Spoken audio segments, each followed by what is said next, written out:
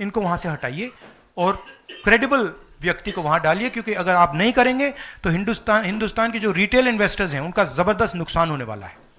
ये खिलवाड़, ये गेम जो चल रहा है, इसमें अंत में हिंदुस्तान का जो रिटेल इन्वेस्टर है वो मार खाएगा। अदानी जी बच जाएंगे, बड़े बड़े लोग बच जाएंगे, छोटा इन्वेस्टर जो है, मैं आपसे बोल रहा हूं, आप मार खाओगे।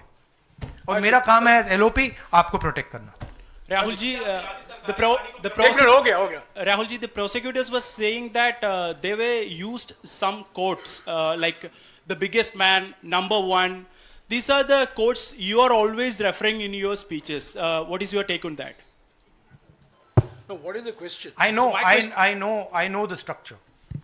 So I understand what the structure looks like. I've been studying it for a while. Some suspicious things about this use of quote like number one, Yeah. the biggest man. Yeah. Of course. Do you एक है number one, एक है तो safe हैं, number two is also there. एक minute, Ranjita. No, I want to just say about this is, आ रहा हूँ यार, सबको मौका दे। वेयर इज द वो ब्राइब वाला दिखाओ, ब्राइब नोट वाला दिखाओ। ये जरा पढ़िए, ये देखिए, इस स्कैम का सिस्टम मैं देश के युवाओं को बता देता हूं। देखिए यहां पे लिखा है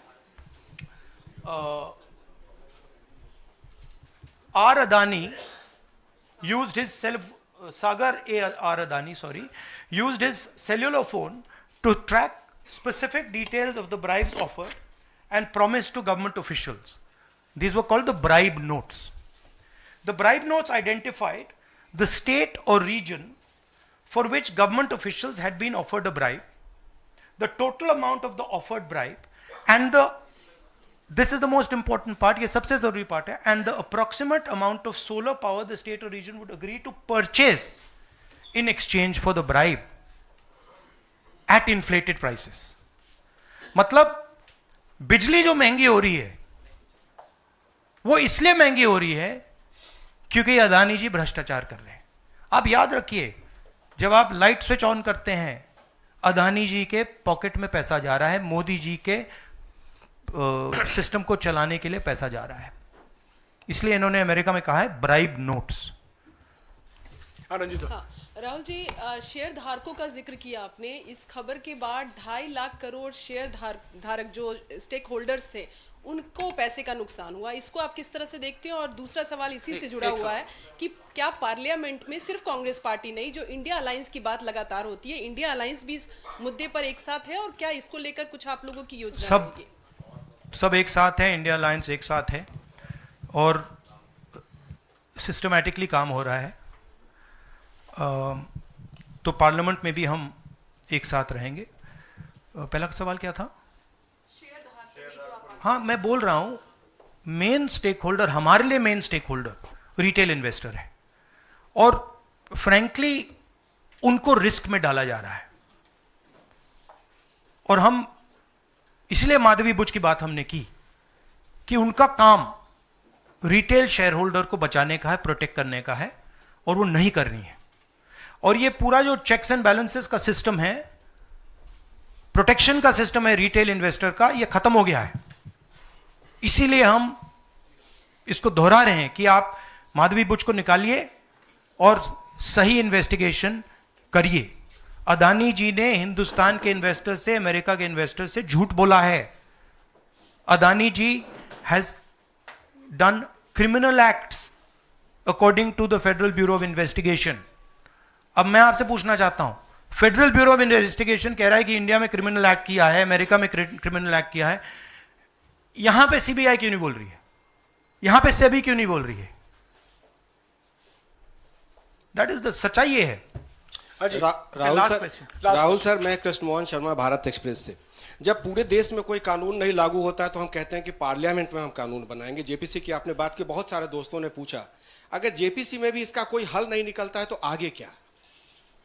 नहीं, देखिए, जो मैंने पहले बोला, हमारा काम जनता को इन्फॉर्म करने का है।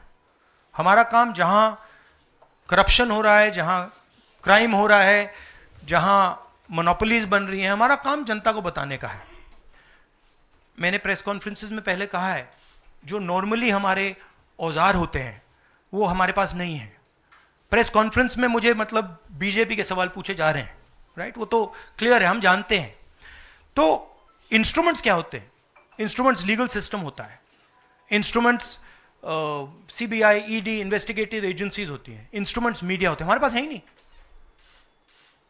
हम अकेले, मैं सिर्फ अकेला नहीं, हम लोग अकेले आपका काम कर रहे हैं, इन्वेस्टिगेटिव एजेंसीज का काम कर रहे हैं, जुडिशरी का भी थोड़ा सा हो रहा है।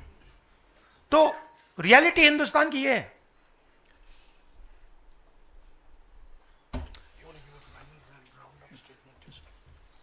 Last question. Yeah.